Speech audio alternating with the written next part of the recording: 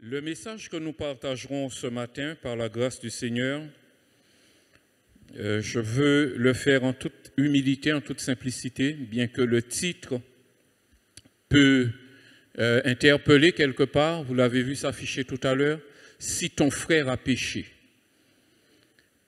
Comprenez bien qu'il n'est pas question ici ce matin de donner de leçons à quiconque. Si Dieu voulait donner des leçons, ce n'est pas moi qui l'aurais pris, demandez à ma femme. Elle pourra vous confirmer. Dieu aurait trouvé mieux que moi pour vous donner des leçons. Mais simplement, au travers de la lecture de la parole, que nous puissions prendre un temps pour considérer ce beau et merveilleux message de la grâce. Amen.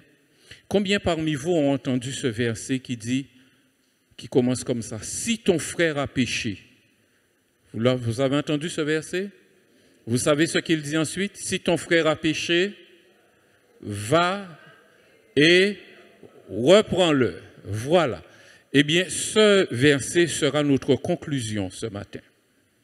Nous allons faire un cheminement pour arriver à la conclusion. J'espère que d'ici là, vous aurez une lecture un petit peu renouvelée ou une autre approche, une autre compréhension de la volonté du Seigneur à cet égard.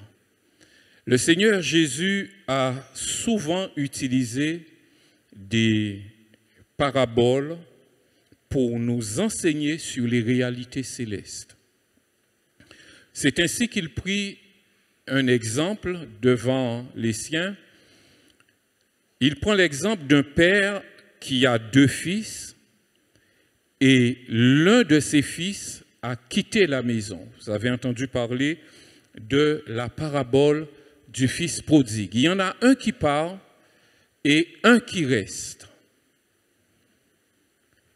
Ce matin, la première chose concernant le péché de mon frère que je voudrais vous dire, si ton frère a péché, si ta sœur a péché, souviens-toi de ton père en premier. Dans l'évangile de Luc, chapitre 15, nous lirons les versets 30 à 32. Luc, chapitre 15, versets 30 à 32.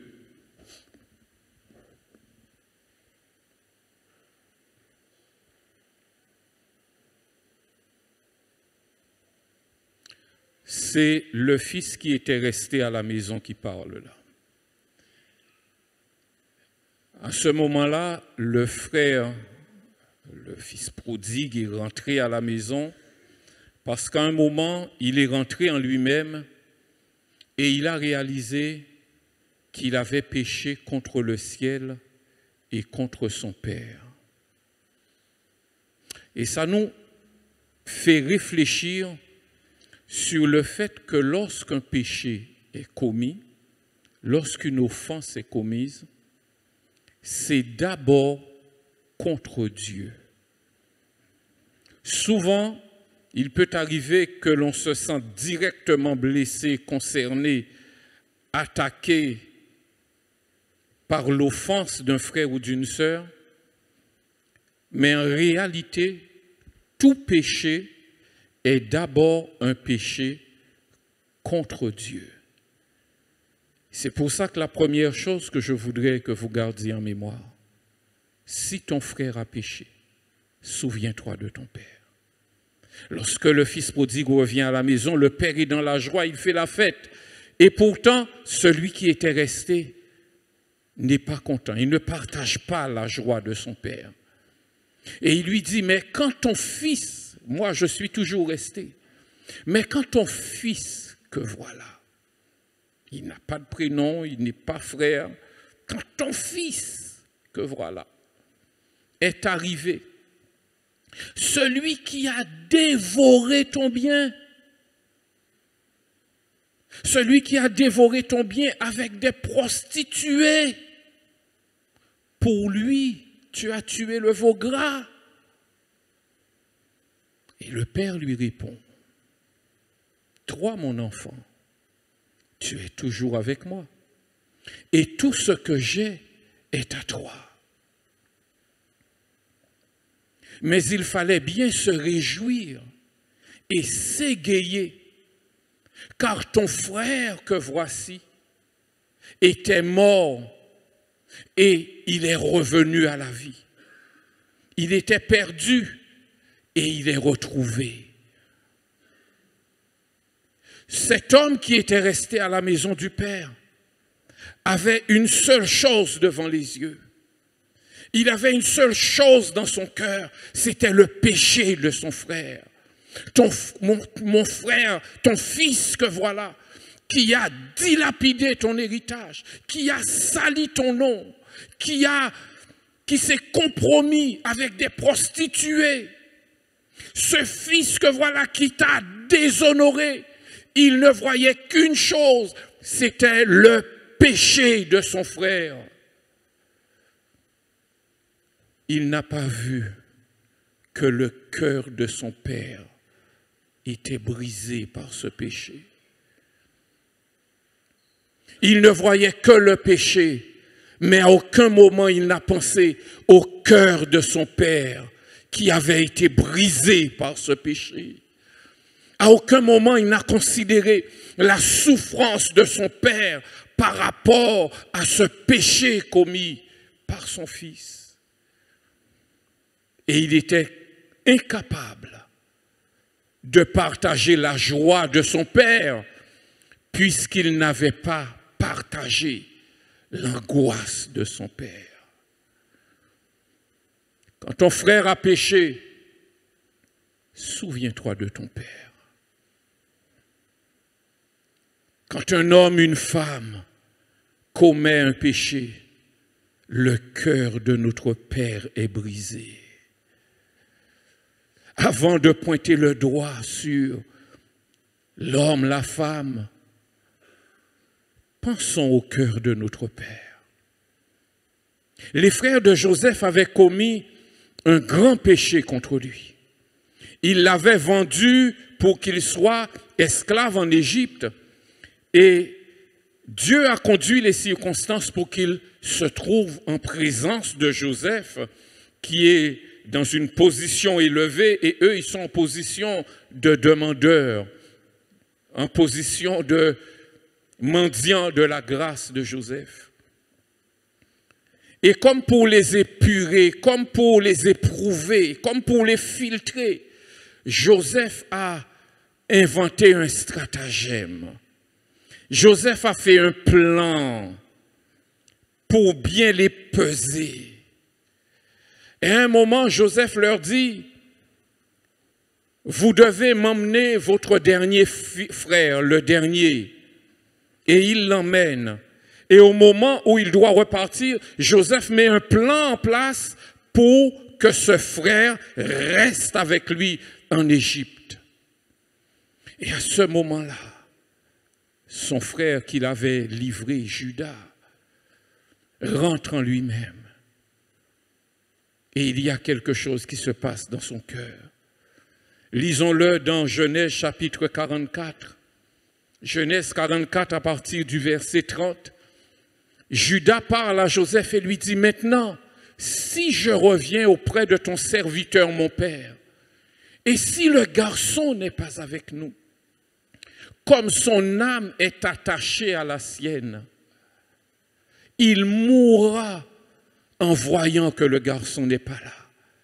Tes serviteurs auront fait descendre avec douleur dans le séjour des morts les cheveux blancs de ton serviteur, notre Père. Ils ont commis ce péché contre Joseph, sans réaliser les conséquences de ce péché sur le cœur du Père. Et à ce moment où ils sont placés devant l'évidence de la gravité des conséquences que leur péché aura sur le cœur de leur père, ils supplient Joseph, si tu fais cela, notre père descendra dans le séjour des morts avec douleur, il pense au cœur de son père. Et à ce moment-là, Joseph aussi réalise et pense au cœur de son père. Et il arrête. Il arrête tout. Il dit stop. Tout le monde sortait. Et il se présente à ses frères. Il leur dit, c'est moi, je suis Joseph. Mon père va-t-il bien? Notre père va-t-il bien? Et il les rassure tout de suite en disant, ne soyez pas attristés, ne soyez pas affligés de m'avoir vendu pour être un esclave. C'est comme si, en pensant au cœur de son père, il y a quelque chose qui s'ouvre dans son esprit. Et à ce moment-là, il les rassure. Il n'est pas resté focalisé sur leur péché. Quand le cœur de son père a été évoqué, il a pensé à son père. Et il les a rassurés. Il a arrêté le plan qui était en route parce qu'il n'a pas voulu causer une souffrance supplémentaire encore à son père. Il a tout arrêté. Et il a dit, c'est moi Joseph, ne vous affligez pas, ne soyez pas attristés, comme pour leur dire, vous êtes pardonnés. Soyez en paix. Si ton frère a péché,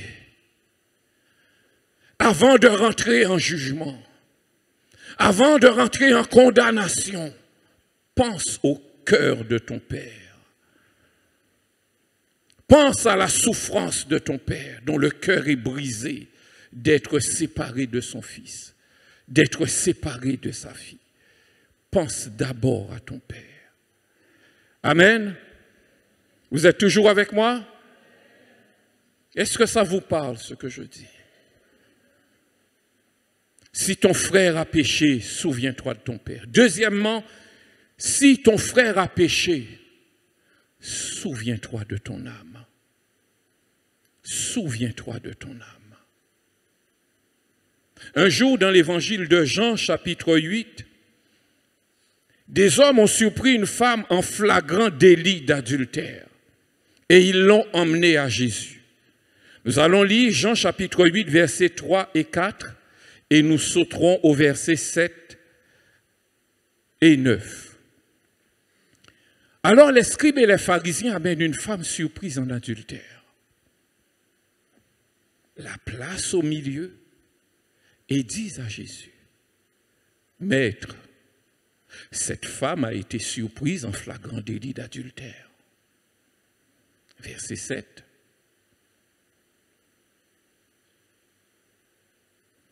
Comme il persistait à le questionner, Jésus se redresse et leur dit, « Que celui de vous qui est sans péché lui jette le premier la pierre. » Verset 9.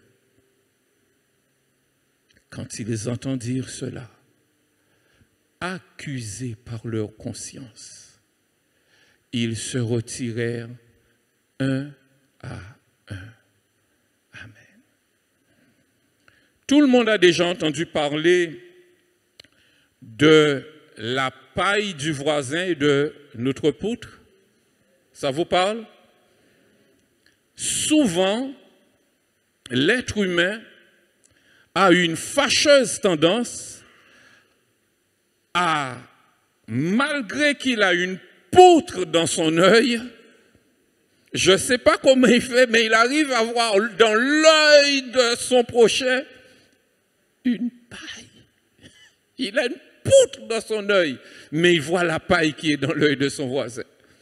C'est Jésus lui-même qui a dénoncé cela. Et ça nous parle pour nous dire que souvent, si nous ne faisons pas attention, lorsque notre frère a péché, lorsque notre sœur a péché, son péché peut être au centre de nos préoccupations, mais pas toujours pour la bonne raison, malheureusement. Ces hommes qui ont saisi cette femme surprise en délit d'adultère l'emmènent devant Jésus et ils la placent au milieu. Ils avaient déjà jugé, ils avaient déjà condamné. cette femme a péché. Ils attendaient que Jésus exécute la sentence. Mais à ce moment-là, Jésus leur dit, celui qui est sans péché, qu'il jette le premier la pierre. Et j'imagine ce pharisien qui était en tête de la foule, qui marche en vociférant contre cette femme pécheresse. Et tout à coup, Jésus prononce cette simple parole, que celui qui est sans péché jette le premier la pierre. Et à ce moment-là, il y a une action du Saint-Esprit, il y a une œuvre de Dieu qui se produit dans le cœur de cet homme. Et le voile est ôté et son cœur est mis à nu. Et il voit ce qui est dans son cœur. Il voit son péché. Il voit son adultère. Il voit ses mensonges. Il voit ses vols. Il voit la noirceur de son âme. Et la pierre qu'il avait en main, il la laisse tomber discrètement. Et il fait marche arrière, tout doucement, en se disant, non, ce ne sera pas moi. Quelqu'un d'autre va lancer la pierre, mais ma pierre, non, je la... Et après avoir reculé, à un moment, il ouvre les yeux et il se rend compte qu'il n'y a personne. Tous sont partis. Tous sont partis. Parce que tous ont entendu la même parole dans leur âme. Coupable, pécheur, pécheur, pécheur, menteur, voleur, adultère, fornicateur, blasphémateur. Ils ont tous entendu la même voix résonner dans leur conscience. Le mot qui est utilisé pour accuser dans la phrase que nous voyons là, accusés par leur conscience, c'est un terme qui veut dire littéralement dévoilé. Leur cœur a été dévoilé. Ça me parle parce que j'ai vécu cette expérience. Pendant le temps où je vivais dans le péché, alors qu'il y avait la prière qui montait vers Dieu en ma faveur, le jour où il a plu à Dieu de se révéler à moi, c'est comme si j'avais des lunettes et elles ont été enlevées. C'est comme s'il y avait un voile et il a été enlevé. Et je me suis vu comme Dieu me voyait.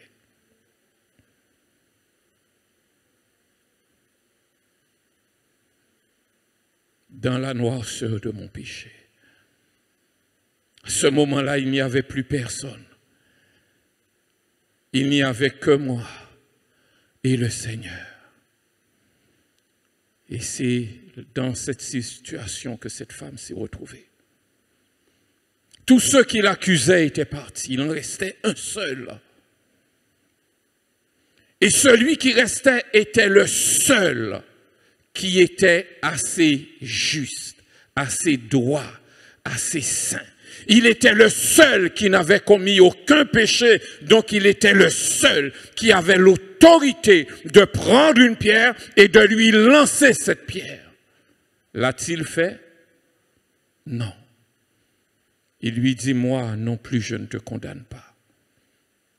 Je ne te condamne pas non plus.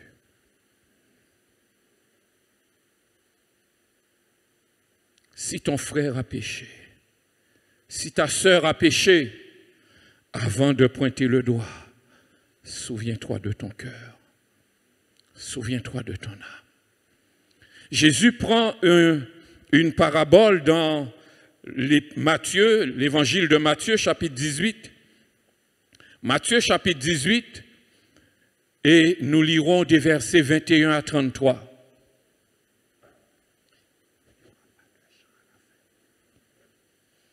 Matthieu 18, 21 à 33. Pierre s'approcha et lui dit, « Seigneur, combien de fois pardonnerai-je à mon frère lorsqu'il péchera contre moi? Jusqu'à 7 fois? Jésus lui dit, je ne te dis pas jusqu'à 7 fois, mais jusqu'à 70 fois 7 fois. C'est pourquoi le royaume des cieux est semblable à un roi qui voulut faire rendre compte à ses serviteurs. Quand il se mit à compter, on lui en emmena un qui devait 10 000 talents.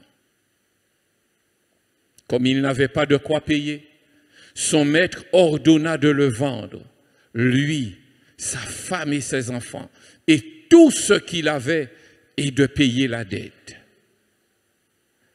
Le serviteur se jeta à terre, se prosterna devant lui et dit, « Seigneur, prends patience envers moi, et je te paierai tout. » Touché de compassion, le maître de ce serviteur le laissa aller et lui remit la dette. En sortant, ce serviteur trouva un de ses compagnons qui lui devait 100 deniers. Il le saisit et le serrait à la gorge en disant, « Paie ce que tu me dois !» Son compagnon se jeta à ses pieds et le suppliait, disant, « Prends patience envers moi et je te paierai. » Mais lui ne voulut pas. Il alla le jeter en prison jusqu'à ce qu'il ait payé ce qu'il devait. Ses compagnons, voyant ce qui arrivait, furent profondément attristés. Et ils allèrent raconter à leur maître tout ce qui s'était passé. Alors le maître fit appeler ce serviteur et lui dit, « Méchant serviteur, je t'avais remis en entier ta dette parce que tu m'en avais supplié. Ne devais-tu pas avoir pitié de ton compagnon comme j'ai eu pitié de toi? » J'ai eu la curiosité, frères et sœurs, de me lancer dans un exercice de conversion monétaire. Si nous convertissons la dette de ces deux hommes en euros, le premier serviteur avait une dette de 180 millions d'euros. 180 millions d'euros. Cet homme a une dette de 180 millions d'euros. Il se tient devant son débiteur pour demander grâce comme s'il allait pouvoir payer une dette de 180 millions d'euros. Qui peut payer une telle dette? Personne ne peut s'acquitter d'une dette pareille. Et le sachant bien, son débiteur a ce merveilleux geste de grâce envers lui pour lui dire, ces 180 millions d'euros, oublie, laisse, c'est pas grave, tu ne pourras pas payer cela, mais je te remets la dette, elle est effacée. S'il y avait un papier, une reconnaissance de dette écrite, elle a été déchirée. Tu n'as plus aucune dette envers moi. Tu ne me dois plus rien. Tu es libre. 180 millions d'euros quand même. 180 millions d'euros. J'imagine cet homme sortant de l'entretien, heureux comme un jeune veau sortant de l'enclos, heureux, soulagé de ne plus avoir ce fardeau, cette dette de 180 millions d'euros. Et tout à coup, sur le chemin, il croise quelqu'un qui lui doit de l'argent. 100 deniers. J'ai converti aussi 100 deniers, c'est l'équivalent de 6 000 euros. 6 000 euros. 6 000 euros. Et il se met à presser cet homme. Tu me rends mon argent, tu me rends mon argent, tu dois me rendre mes 6 000 euros, tu dois me rendre mon argent. Et je me mets à imaginer, si son débiteur lui avait remis tout de suite les 6 000 euros, et lui avait dit, voilà, je vends tout ce que j'ai, je te donne les 6 000 euros. S'il avait pris la totalité de cette somme, ces 6 000 euros, pour aller l'emmener à celui à qui il devait de l'argent, après avoir fait ce dépôt de 6 000 euros, sa dette serait encore de 179 994. Et malgré ça, il est en train de presser cet homme. Donne-moi ce que tu me dois. Donne-moi ce que tu me dois. Et il s'est retrouvé devant le maître qui lui dit, je t'ai remis ta dette. Est-ce que toi, tu ne devrais pas faire la même chose pour celui qui te doit? La dette que tu ne pouvais pas payer, la dette que tu n'aurais jamais pu payer, je l'ai tout simplement annulée. Est-ce que toi, de même, pour une si petite dette, tu ne pouvais pas le faire? Comment peux-tu être heureux, te réjouir parce que je t'ai fait miséricorde et ne pas comprendre que celui qui a une dette envers toi a également besoin de vivre la miséricorde? Et si nous continuons la lecture, verset suivant, les 2 versets suivants.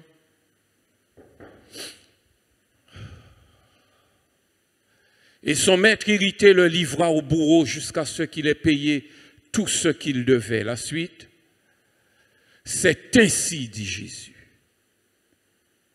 que mon Père céleste vous traitera si chacun de vous ne pardonne à son frère de tout son cœur. C'est ainsi. Si ton frère a péché, souviens-toi que la dette qu'il a envers toi, pour le mal qu'il t'a causé, n'est absolument rien à côté de la dette que toi tu avais envers Dieu. Et rappelle-toi que ta dette a été remise, alors pardonne et remets-lui sa dette. Sinon, tu seras traité avec rigueur par celui qui est le juste juge. Comme tu pardonnes, comme tu seras pardonné. Tu pardonnes, tu es pardonné. Tu ne pardonnes pas, tu n'es pas pardonné. Si ton frère a péché, avant d'aller en jugement avec lui, souviens-toi de ton cœur. Amen. Et troisièmement, si ton frère a péché, souviens-toi d'agir. Souviens-toi d'agir. Lisons dans le prophète Zacharie, chapitre 3, verset 1er. Il me fit voir le souverain sacrificateur Josué debout devant l'ange de l'Éternel et Satan debout à sa droite. Pour faire quoi? Pour l'accuser. Il y a 3 protagonistes dans ce verset. Josué au milieu, Satan à sa droite pour l'accuser et l'ange de l'Éternel de l'autre côté. Si ton frère a péché, mettons ton frère à la place de Josué. Plus loin dans ce chapitre, il est dit que Josué portait des vêtements sales. Mettons celui qui a péché à la place de Josué. Et toi, de quel côté tu es? De quel côté tu es? Il reste d'un côté l'ange de l'Éternel et de l'autre côté, il reste Satan l'accusateur. De quel côté te trouves-tu? si ton frère a péché, souviens-toi, souviens-toi, souviens-toi d'agir. Dans l'évangile de Matthieu, et nous y arrivons, Matthieu chapitre 18. Matthieu chapitre 18, à partir du verset 15, Jésus dit, « Si ton frère a péché, va et reprends-le seul à seul. S'il t'écoute, tu as gagné ton frère. Mais s'il ne t'écoute pas, prends avec toi une ou deux personnes, afin que toute l'affaire se règle sur la parole de 2 ou 3 témoins. S'il refuse de les écouter, dis-le à l'Église. Et s'il refuse aussi d'écouter l'Église, qu'il soit pour toi comme un païen et un péager. En vérité, je vous le dis, tout ce que vous lirez sur la terre sera lié dans le ciel. Et tout ce que vous délirez sur la terre sera délié dans le ciel. En vérité, je vous dis encore, que si 2 d'entre vous s'accordent sur la terre pour demander quoi que ce soit, cela leur sera donné par mon Père qui est dans les cieux. Car là où 2 ou 3 sont assemblés en mon nom, je suis au milieu d'eux. Amen. Ce matin, j'ai réalisé que j'avais une mauvaise compréhension par rapport à cet enseignement de Jésus. Et très souvent, dans la prière, je citais ce verset, Seigneur, tout ce, tu as dit, tout ce que nous allons lier sur la terre sera lié dans le ciel. Alors au nom de Jésus, je lis, au nom de Jésus, je délie. Seigneur, tu as dit que si 2 s'accordent pour te demander quelque chose, avec mon épouse, nous sommes à 2, nous nous unissons pour te demander de nous accorder cette bénédiction. Parce que tu dis que là où 2 sont assemblés en ton nom, tu es au milieu d'eux. Et ce n'est que ce matin que le Seigneur a ouvert mon esprit pour m'aider à comprendre que ces paroles-là devaient rester dans leur contexte. Elles ne sont pas dans le contexte de l'exaucement d'une prière à la recherche d'une bénédiction personnelle. D'ailleurs, Pierre qui était là l'a bien compris, parce que quand Jésus a fini de parler, il monte au créneau tout de suite pour lui dire « Seigneur, combien de fois je devrais pardonner ?»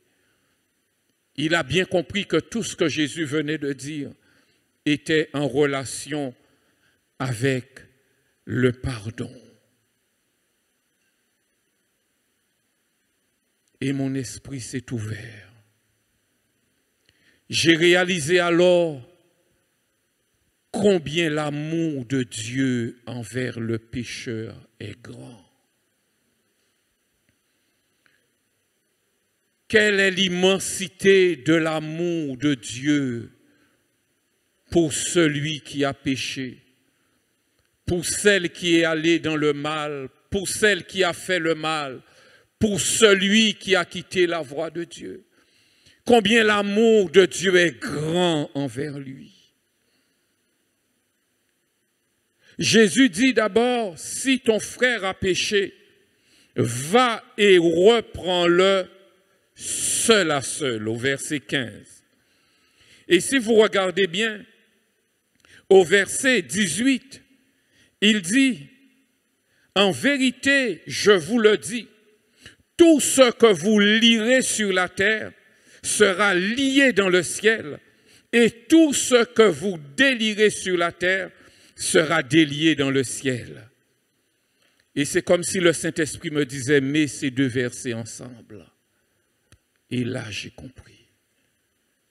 Quand ton frère a péché, si tu vas le voir, tu dois réaliser que face au péché de ton frère, tu as le pouvoir de le lier comme tu as le pouvoir de le délier.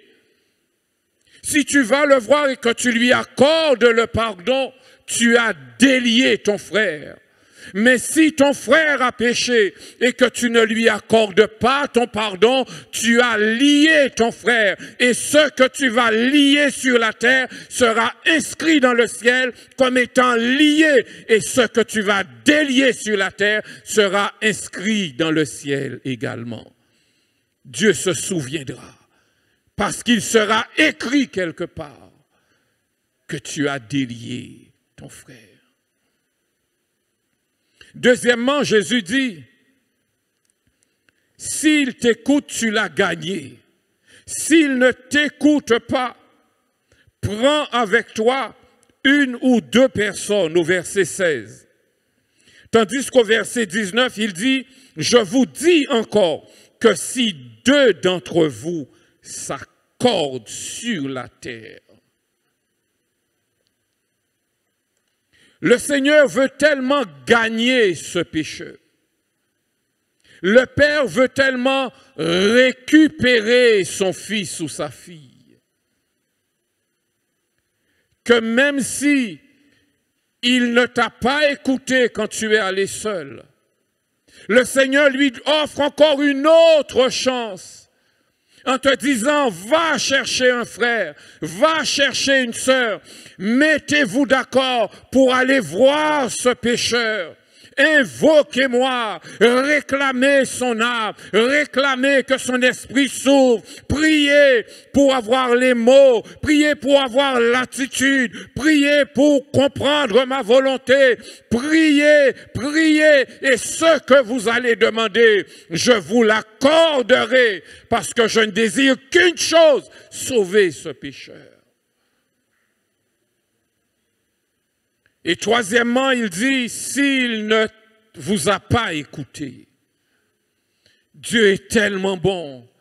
Il lui donne une troisième chance en disant, va et dis-le à l'église. En sachant que quand deux sont assemblés en mon nom, deux ou trois, je suis au milieu d'eux. L'église est encore un lieu dans lequel le Seigneur veut agir pour gagner son enfant. Quel amour merveilleux! Et s'il n'écoute toujours pas, l'amour de Dieu n'est pas terminé pour lui. Dans sa première lettre aux Corinthiens, chapitre 1 Corinthiens, chapitre 5, verset 5,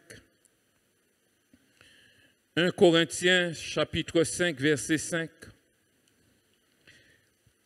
Parlant du péché dans cette église, l'apôtre Paul pointe la situation d'un frère dans cette église, d'un homme dans l'église. On pourrait commencer au verset 1er pour mieux comprendre. 1 Corinthiens 5, verset 1er. On entend parler constamment d'inconduite parmi vous et d'une inconduite telle qu'elle ne se rencontre même pas chez les païens.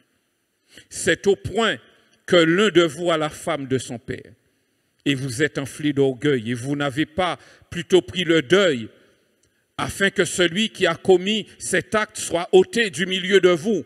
Pour moi, absent de corps mais présent d'esprit, j'ai déjà jugé, comme si j'étais présent, l'auteur d'une telle action. Il va loin. Verset 4, car au nom du Seigneur Jésus, vous et mon esprit, nous nous sommes assemblés avec la puissance de notre Seigneur Jésus, qu'un tel homme soit livré à Satan pour la destruction de la chair, afin que l'esprit soit sauvé au jour du Seigneur Jésus. On avait déjà tout essayé pour amener cet homme. Et il ne réagissait pas. Il ne répondait pas. Il ne revenait pas. Alors Paul dit que cet homme soit livré à Satan. Est-ce que tout était fini pour lui? Pas encore. C'est ça la grâce du Seigneur. Nous retrouvons une nouvelle mention de cet homme dans la deuxième lettre aux Corinthiens, chapitre 2. 2 Corinthiens, chapitre 2. 2 Corinthiens, chapitre 2. À partir du verset 5, Paul dit, « Si quelqu'un a été une cause de tristesse, ce n'est pas moi qui l'ai attristé, c'est vous tous, du moins en partie, pour ne rien exagérer. Il suffit pour cet homme. » Il reparle de cet homme. Il a été livré à Satan, mais il est passé par tellement d'épreuves et de tribulations qu'il a compris et il est revenu. Et Paul dit, il suffit pour cet homme du blâme qui lui a été infligé par le plus grand nombre, en sorte que vous devez bien plutôt lui pardonner et le consoler, de peur qu'il ne soit accablé par une tristesse excessive. Je vous exhorte donc à faire prévaloir l'amour envers lui. Car je vous ai écrit aussi, afin de savoir en vous mettant à l'épreuve, si vous êtes obéissant en tout. Or, à qui vous pardonnez, je pardonne aussi. Et pour ma part, ce que j'ai pardonné, si j'ai pardonné quelque chose, c'est à cause de vous en présence de Christ. Pourquoi, verset 11, afin de ne pas laisser à Satan l'avantage sur nous, car nous n'ignorons pas ses desseins. Si ton frère a péché, avant de le juger, avant de le condamner, souviens-toi de ton Père qui pleure là-haut. Et après, souviens-toi de ton propre cœur avant d'aller lui parler, afin que tu puisses aller vers lui avec un cœur de miséricorde. Parce que tu te rappelleras que toi aussi, il t'a été fait miséricorde. Et tu agiras. Tu agiras pour le délier. Notre dernier texte est dans l'épître de Jacques, chapitre 5. Nous lirons les versets 19 et 20. Jacques chapitre 5, versets 19 et 20, il est dit, « Mes frères, si quelqu'un parmi vous s'est égaré loin de la vérité et qu'un autre l'y ramène, sachez que celui qui ramène un pécheur de la voie où il s'était égaré sauvera une âme et couvrira une multitude de péchés. » Si ton frère a péché, voilà de quoi il est question. De sauver son âme. De sauver son âme. Si ton frère a péché, tu es l'arme que Dieu veut utiliser pour sauver son âme. Si ton frère a péché, tu es l'instrument que Dieu veut utiliser pour sauver son âme. L'amour de Dieu est si grand. Alléluia.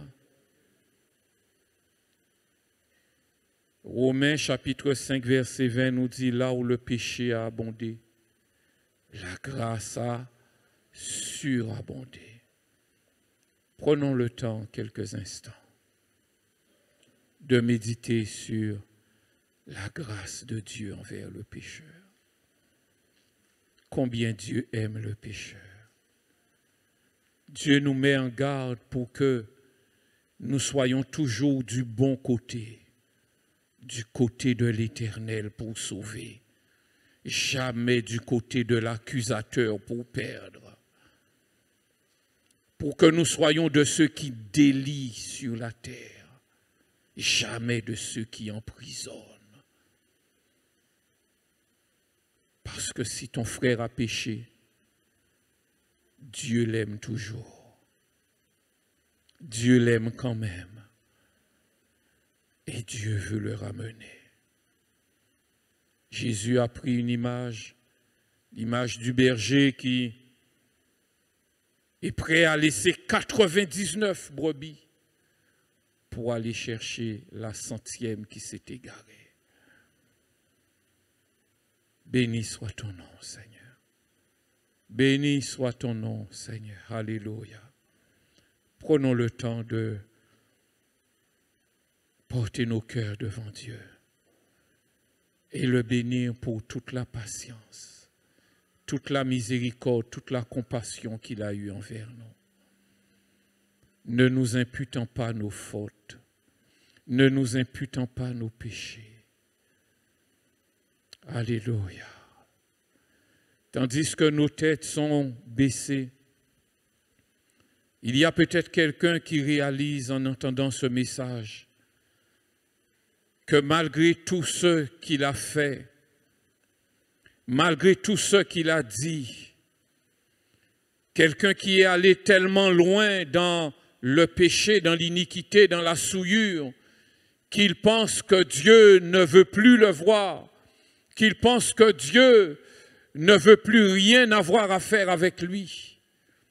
Mais tu réalises ce matin que le cœur de ton Père est ouvert pour toi. Il ne désire qu'une chose, que tu reviennes à la maison.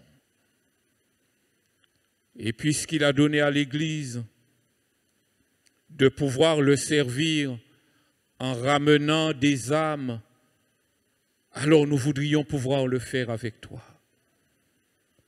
Là où tu es, lève simplement ta main. Lève ta main pour dire, moi je réalise que Dieu m'aime malgré tous les péchés, malgré tout ce que j'ai déjà fait, malgré tout le mal que j'ai déjà fait, malgré la vie que j'ai menée jusqu'à aujourd'hui.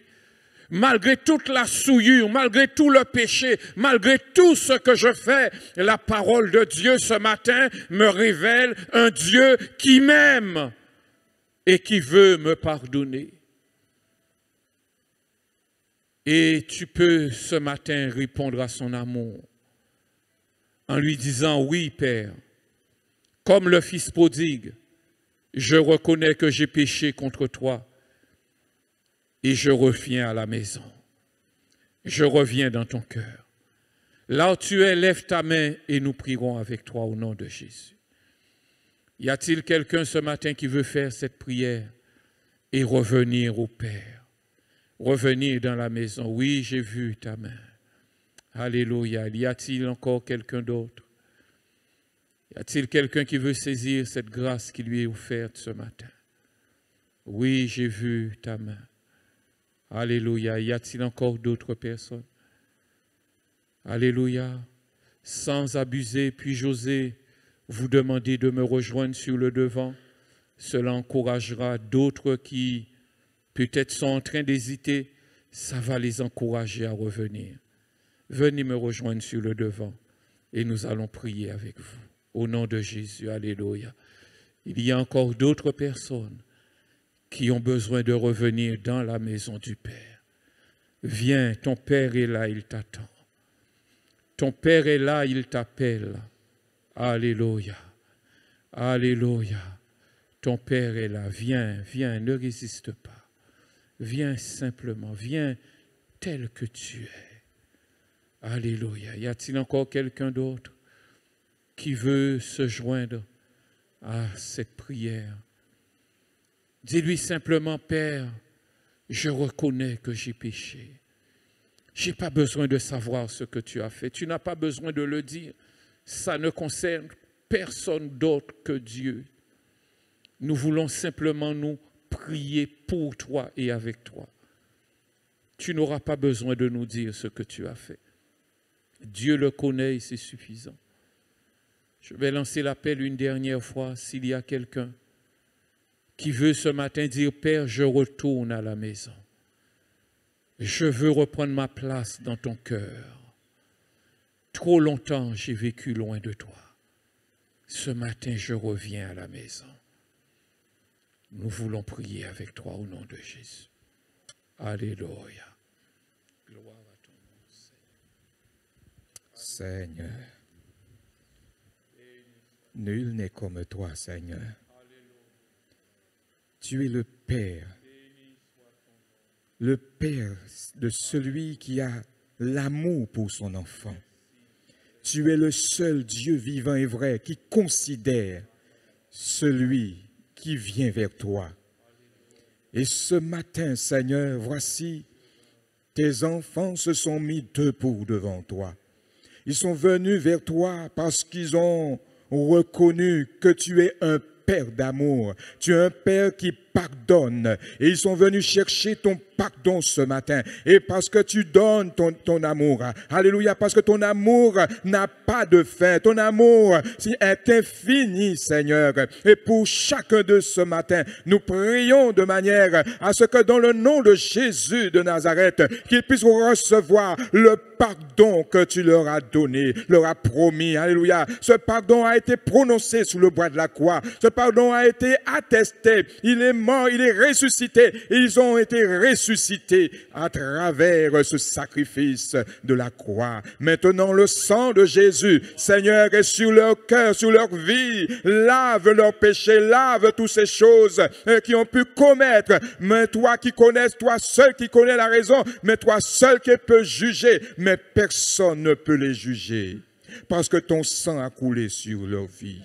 Nous, oui, Seigneur, personne ne peut jeter la pierre sur eux parce que personne ne peut juger à ta place. Nous, le nom de Jésus, ce matin, ils sont libres. Ils sont délivrés, ils sont guéris, ils sont libérés, ils sont ton enfant, ils sont revenus pour glorifier ton nom. Et nous prions pour qu'ils puissent chaque jour dire, tu es mon Père et tu es mon Seigneur, tu es mon Dieu, tu es mon Sauveur, je suis à toi, tu es à moi. Alors ce matin, au nom de Jésus, ils vont confesser que tu es Dieu. Et qu'ils marcheront avec toi, et qu'ils vivront pour toi, et qu'ils, mon Dieu, et qu'ils vont, mon Dieu, crier, tu es Dieu, et ils vont dire, Abba Père, à toi toute la gloire ce matin. Daigne encore les accompagner, de les bénir, de les aider à marcher, de les aider à vivre pour toi, de les aider à, Seigneur mon Dieu, à rester dans ton amour, à demeurer comme le Fils prodigue, et retourner, et demeure, alléluia, au nom de Jésus, fais d'eux des instruments pour glorifier ton nom, que ton nom seul soit béni et glorifié. En cet instant même, nous les renvoyons dans la paix de Dieu, dans la joie de Dieu, dans l'amour de Dieu, dans le nom de Jésus de Nazareth. Amen. Alléluia. Amen. Merci, soyez bénis, demeurez dans la grâce de Dieu. Ne doutez jamais de l'amour de Dieu. Ne doutez jamais de l'amour de Dieu. Amen. Soyez bénis. Alléluia. Et si, en entendant ce message, mon frère, ma sœur, tu as compris combien tu as besoin de rectifier ton cœur et ton action devant Dieu, fais-le. Si tu dois voir un frère, voir une sœur pour réparer, vas-y, fais-le. Fais-le. Amen.